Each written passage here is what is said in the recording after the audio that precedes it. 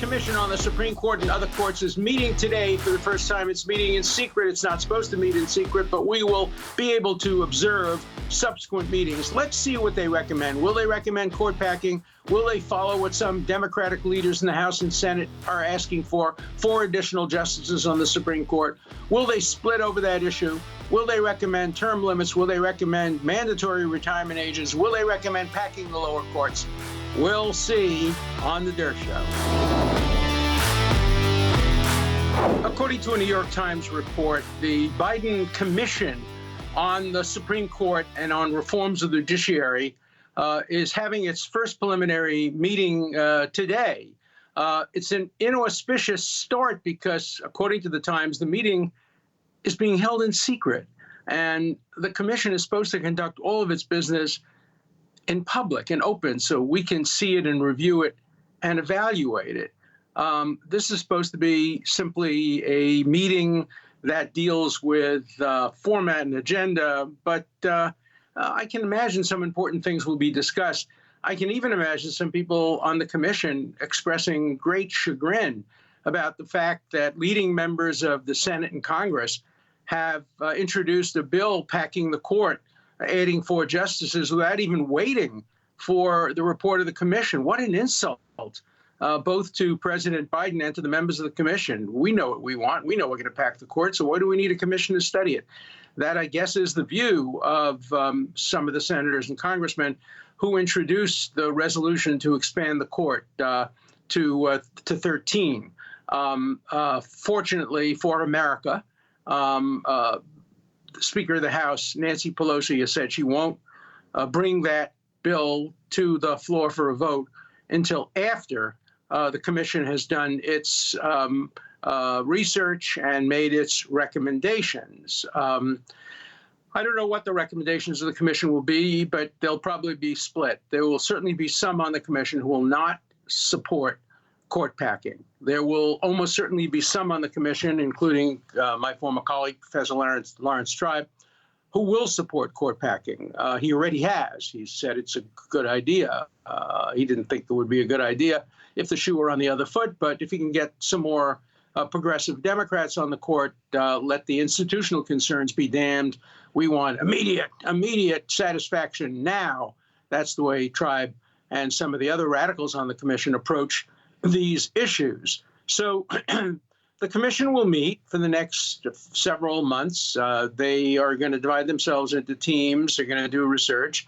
And my predictions, they will not recommend by a majority packing the Supreme Court, but they will recommend packing the lower courts. They will recommend adding lots more Court of Appeals judges, lots more federal district court judges, and that's a form of court packing because it gives the Democrats an opportunity to pack the lower courts with people of their own party and people of their own ideology and choice. Both parties do that, and it's wrong.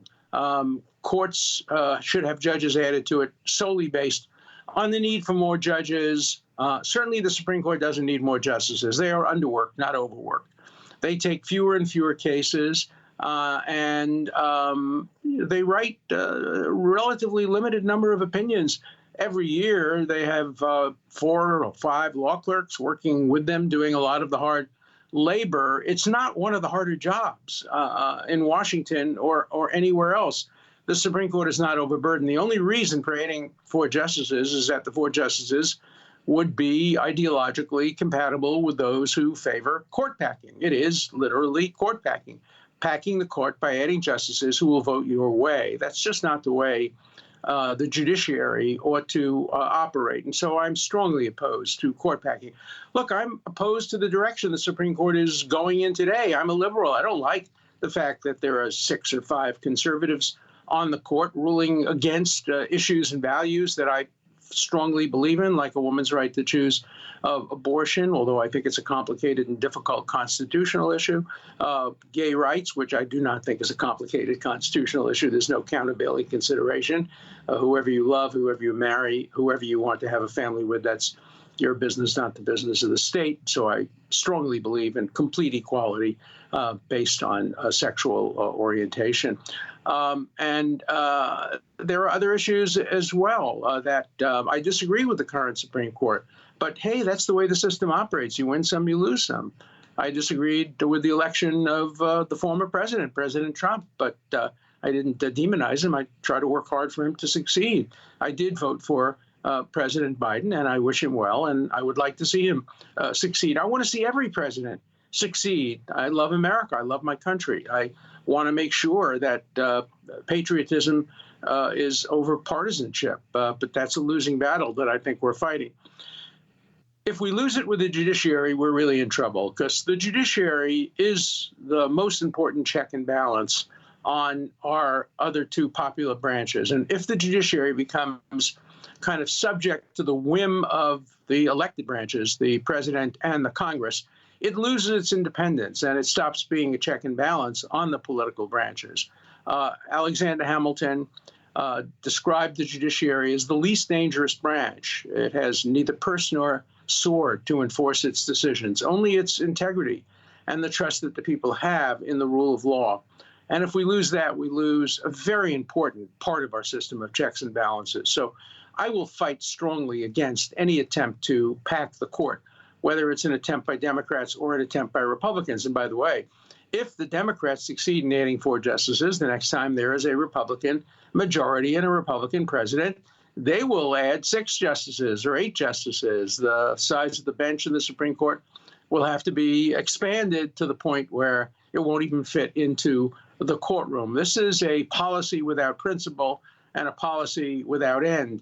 It will just lead us down a rabbit hole that will get deeper and deeper and deeper, and will end the integrity of the Supreme Court as an institution that can serve as a neutral check and balance on the excesses of the two popularly elected branches of our government. So I hope we will see it defeated. I think Vice President, when he was Vice President Biden, was opposed to it. He was opposed to court packing when he was a senator.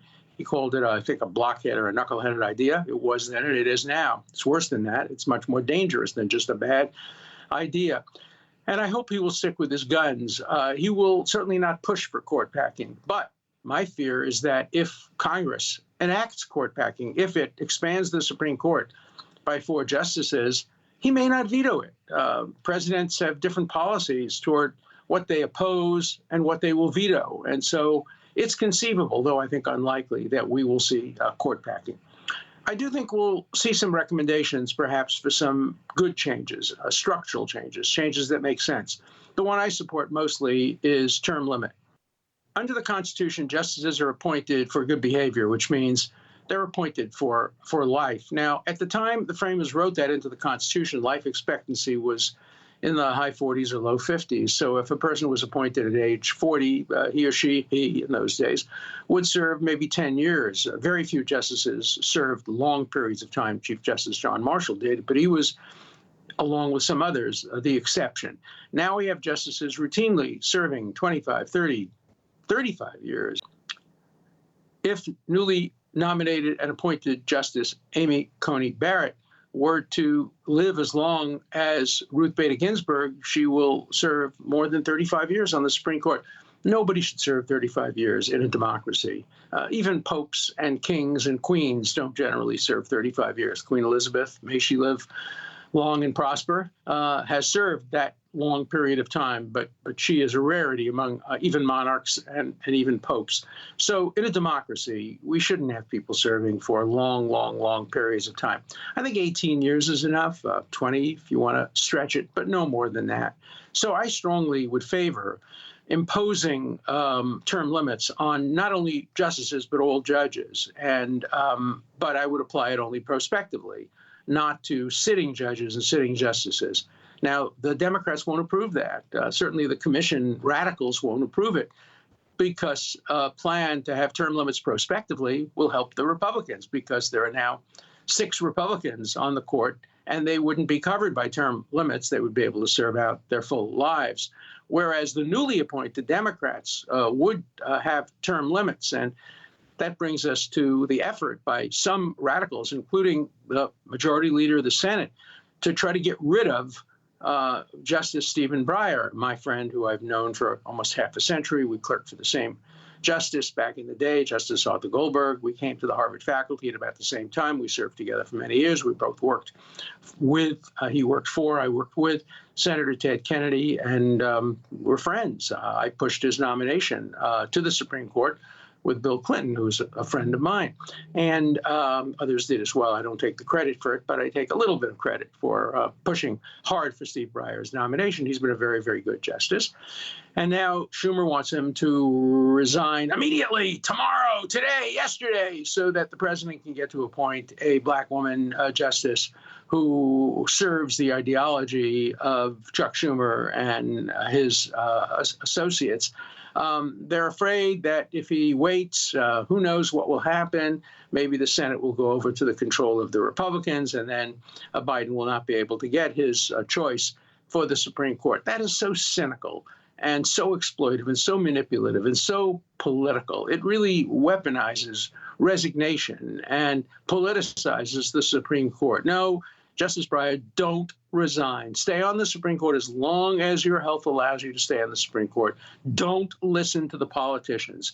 You have a life appointment. You're entitled to serve it out.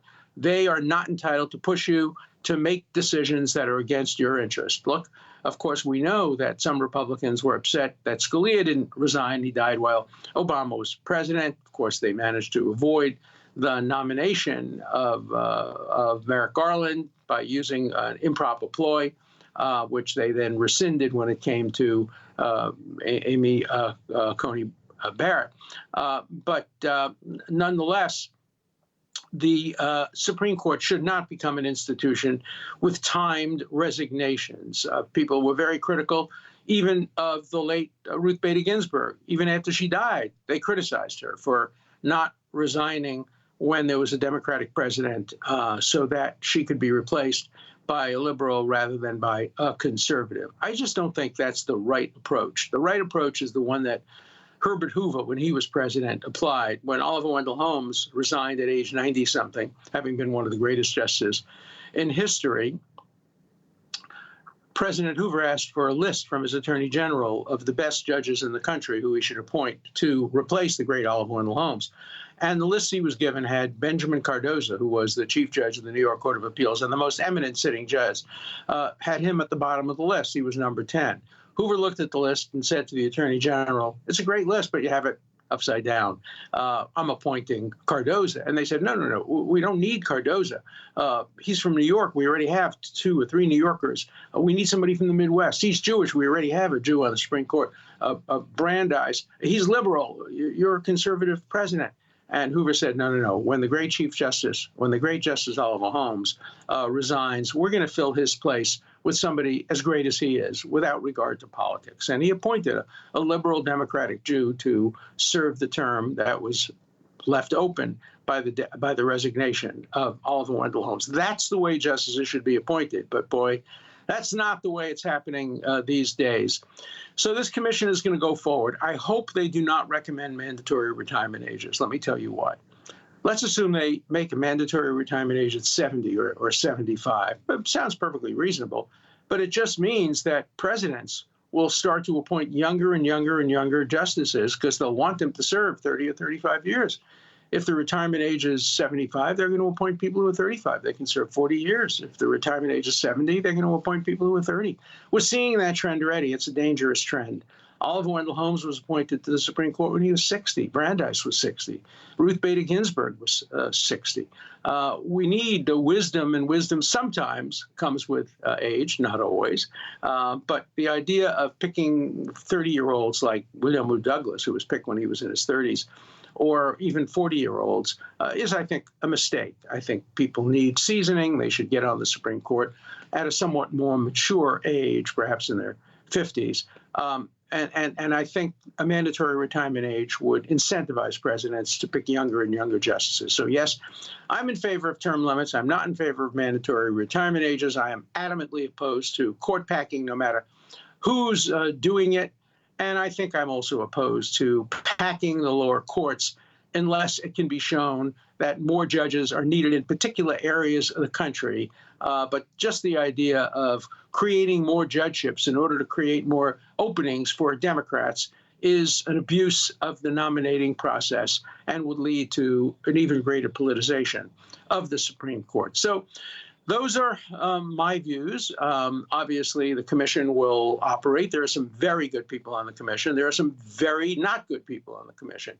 There are some radical, result-oriented, partisan hacks on the commission, and there are some excellent, excellent neutral people who really have the best interests of the United States government at heart.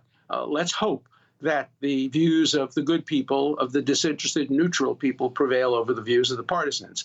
I think we will have a split report because the commission is split along ideological lines. I don't think the commission contains a single person who could be viewed as a Trump supporter or maybe even a Trump voter. I'm not sure of that, but I went through the list very carefully, and there were Republicans on the list, but the ones I know were anti-Trump Republicans. That doesn't mean that the commission is not bipartisan. It is bipartisan, but it is ideologically leaning in one direction rather than another direction. And, that just may reflect the fact that academics, for the most part, didn't support, not for the most part, almost universally, didn't support President Trump. They supported anyone who was running against him. And so that gets reflected in the commission itself. But look, open minds, let's give them a chance. Let's make sure all of their substantive meetings are open to the public. Let's watch them. Let's watch them carefully. They, too, are accountable as part of the democratic process.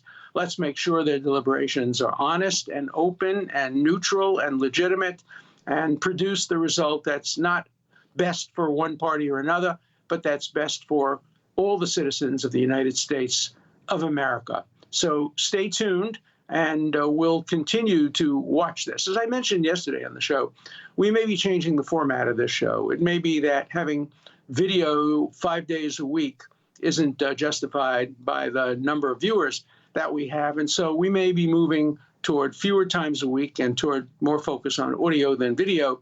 Be interested in your input on that. Let me know what you think. Should we keep it the way it is? Should we change it? Should we focus on different subjects? I'm always interested in hearing from you, not only about the matters that we discuss on the show, but on the show itself and on the way in which the show operates and the format. Do you like the questions, the wits part of the Dershow? Do you want me to have more guests, fewer guests? Send me your views. If you want to send them for airing, fine. If you want to send them just for me to listen to, I would appreciate that as well. So now let's turn to my favorite part of the Dershow, the wits, the callers.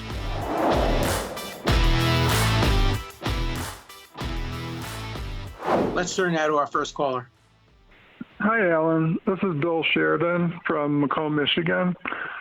And if you had waited one more day, I don't think you would have made the statement you made in the last podcast regarding Biden's thought on court packing. Today, Thursday, the Congress introduced the bill to add 4 more justices to the Supreme Court. I don't think that would have been done without Biden's approval. I just wanted your thoughts on that. Thank you. No, you're wrong. It was done without Biden's approval. Biden didn't like it. The senators and congressmen are playing their own game. They're pushing Biden into more radical positions. Biden's view was reflected, I think, much more by Speaker of the House Nancy Pelosi, who said she would not allow this legislation to come to the floor for a vote until after the commission's recommendation. She said that she's open to the possibility of court packing, maybe changes of circumstances require it, but she's not going to promote it unless and until she sees the results of the commission report. So no, I don't think Biden was behind or supported the effort by these more radical members of Congress to pack the court without even waiting for the commission to make recommendations. Hello, Professor Dershowitz. This is Holly from Blue Ridge, Georgia. On the Supreme Court packing viewpoint today, you supported term limits for the Supreme Court justices. I believe if the term limits on the Supreme Court, there should also be term limits on Congress, so that all branches of government have term limits. Making this happen is not easy, but I want to know your viewpoint on it, and if this is something that Biden should consider when he's considering reform to the court, and also should he consider reform to Congress? I think they're like night and day. They're completely different. Judges are appointed for life for good behavior, and they should have term limits because the public has no input into whether they should serve on the court. In some states, there are mechanisms for removing sitting justices, even if they're for lifetime or for long appointments. There are mechanisms for removing them. There's no mechanism under the United States Constitution other than impeachment. Term limits for Congress, we already have term limits. Every 2 years we vote. If you don't like the bum, throw them out. Every 6 years we vote for the Senate. If you don't like them, throw them out. Why do we need term limits? Let the public decide. Why would you take that issue away from the public? If a majority of people want a person to serve beyond 2 years or 4 years or 8 years, why in a democracy do you deny them that right? I wasn't even in favor of the constitutional amendment limiting presidents to 2 terms. If the public wants a president for a 3rd term, the way they wanted Franklin Delano Roosevelt, so be it. Obviously, George Washington could have served a 3rd term had he wanted to. He decided and established the precedent broken by Roosevelt that he would serve only 2 terms. He would have died in his 3rd term in office because he died relatively young. But I think there's a big difference between lifetime judicial appointments having term limits and elected and re-elected members of Congress having term limits. Look, I agree that once you're in the Senate or once you're in the Congress, your ability to raise funds and to be the incumbent and to beat back people who are trying to run against you becomes more difficult. But that's the nature of democracy. So I would let democracy operate. I'm not myself strongly in favor of term limits for elected officials. I am strongly in favor of term limits for unelected officials. Hello, Professor Dershowitz. I was just watching your show on April 12th. And I love listening to you. I don't agree on everything, but I did have one question because you referred to Justice Kagan as a wonderful justice who you fully support, yet she was a member of RASA, has never refuted it as far as I know, and La Raza is a racist organization. Would you feel the same way if a justice used to be a member of the Ku Klux Klan and hadn't refuted it, just stopped going to the meetings? I'd look forward to hearing what you say on that. Thank you very much. I've never heard of that. I have no idea whether Justice Kagan was or wasn't a member of any other organization. I've known Justice Kagan since she was a student. She was a student in my first year of criminal law. She sat next to Jeffrey Toobin. I remember that very vividly. And she seemed to me always to be a cautious, middle-of-the-roader who wouldn't belong to any organizations that might diminish her chances of getting put on the court. So I'd like to know what the basis is for your claims, A, that she was a member of this organization, and B, that the organization is racist. Obviously, Justice Black was a member of the Ku Klux Klan when he was nominated to the Supreme Court. That became known only after the nomination. He then rebuked the Klan and rebuked his membership and served on the Supreme Court with great distinction for many years as a great, great liberal. It shows you people can change. But I just don't want to confirm anything you've said about Justice Kagan because I just don't know it to be true. Hello, Mr. Dershowitz. This is Will from Texas. Big fan of the show. I wanted to hear your thoughts on what I think are the Democrats' attempt to usurp the democratic process right now by simultaneously trying to grant D.C. statehood, grant amnesty to tens of thousands of illegal immigrants, and pack the Supreme Court all at the same time. I look forward to hear what you have to say about it. Thank you. I have no doubt that you're right, that the motivation that at least some people have is not necessarily the best interests of the United States as a nation, but the best interests of the Democratic Party. That doesn't mean that these principles are wrong. The court packing is dead wrong, completely wrong. And that clearly is a power grab. But amnesty, I think I support amnesty if it's done right, if it's done essentially, if it begins with children who are born in the United States to parents who were illegal immigrants. I don't want to see families separated. These are complicated and difficult issues. I don't know whether or not DC statehood is a good thing or a bad thing. I think the people of the District of Columbia should be treated as full citizens. They should get to vote. But there are ways of accomplishing that without giving a political advantage to the Democrats. Obviously, the District of Columbia would be the most overwhelmingly Democrat state in the history of the United States. And that's the reason many Democrats favor statehood for the District of Columbia, gives them 2 guaranteed additional seats in the Senate forever and ever and ever.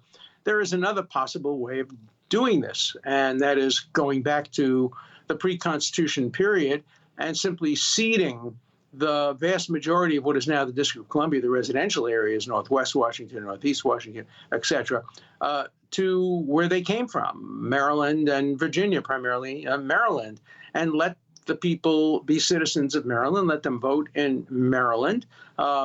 They would help the Democratic Party in Maryland, but Maryland already is pretty overwhelmingly Democrat. That might help the Democratic Party in Virginia, which is a purple state, leaning toward Democrats. But that way, every resident of the District of Columbia gets to vote in a state, and the capital would be a 1 square mile area, ranging from the Supreme Court to the White House, where all the museums are and where very, very few people live. And that would become the capital, and the rest would be parts of other states. The Constitution, when it set out that there should be a capital, did not intend for that capital to be a state. And so I think it might require a constitutional amendment. There would be a great dispute about that. Congress would take the position, no, you can do it legislatively. And would that case ever get to the courts? I don't know the answer to that. It's a hard question. But my own view is the best solution would be to create a capital zone, a capital district, a small capital district where very, very few people live, and where all the government institutions, major government institutions, are located, and the rest of the District of Columbia be given back to the states from whence it came, thereby giving every citizen the right to vote in a presidential and every other election, but denying one party any benefit from that humanitarian and nonpartisan change in the current status of residents of the District of Columbia. So I think that could be a win for neutrality and a win for the voting rights of citizens without creating a win for one party. My question is, Jordan from Iowa, is I know you think everyone should get the vaccine, but why should I have to get the vaccine when I'm a healthy person? And the CDC says at least 97% of the people that have died from COVID are obese or have other underlying conditions. That is not my problem that they are not healthy. And also another reason of not getting the vaccine, we don't know the long-term health effects for the vaccine. Thanks. That may not be your problem, but you're my problem. I don't want you near me if you're not going to get the vaccine, because I don't want you to spread your virus to an 82-year-old person who is vulnerable. I'm not sure I buy your data. 97% of the people who died were obese or et cetera. I'd love to see that data for myself. I know very healthy people who have died. One close friend of mine who was on a ventilator for 28 days, in his 40s, healthy as could be, slim, came this close to dying. And other people I know as well have died who have been relatively healthy. Another man I know who died was quite healthy and quite slim and in good shape, although he was elderly.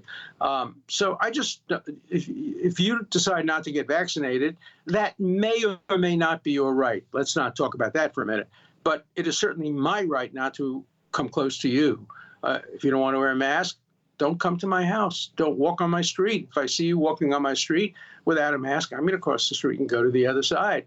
If I see you walking into a store without a mask or with a sign saying, I proudly have not been vaccinated, I'm not going to go into that store. I'm going to go into stores only if they require vaccinations or movie theaters or airplanes So we each have a right to make our choices. And my choice is to associate only with people who have been vaccinated. I haven't even associated with relatives of mine who I love and who I'm close to who haven't been vaccinated. I will associate with them as soon as they're vaccinated, and that will happen starting next week when young people all over the country can be vaccinated and people will be rushing to get vaccinations. The problem today has not been the few people who don't want to be vaccinated. The problem has been the many people who want to be vaccinated but haven't been eligible until now and who don't have available vaccines in some parts of the country where there is a shortage. So let's see what our priorities are. Priorities are to get as many people vaccinated as want to be vaccinated, to make sure that we know who's vaccinated and who's not, so we can make our own decisions as to where to go, who to associate with, and what level of risks to accept. It seems to me that's the fair way. That's the American way. Let us choose our own level of risk. What great calls. Again, another seminar. I hope we'll be able to continue getting your calls, continue to subscribe. I will keep you up to date and alert you to any changes in the format, the frequency, whether video or audio. I know you're my loyal viewers and listeners, and I know many of you have written to me wanting me very much to continue with the show. I will do so, but under perhaps changed circumstances. So next week I'll be in a better position to give you an update as to how this show will proceed. It will proceed, but in what format and with what frequency, I'll let you know next week. An important part of the Dershow is your voice, your questions, your comments. Please call 24/7. The number is 216-710-0050. Keep your comments short and to the point. Again, the number for you to call 24/7 is 216-710-0050. Hard questions, criticisms, everything's fine. Just keep your questions short, and I'll answer them all on The Dershow.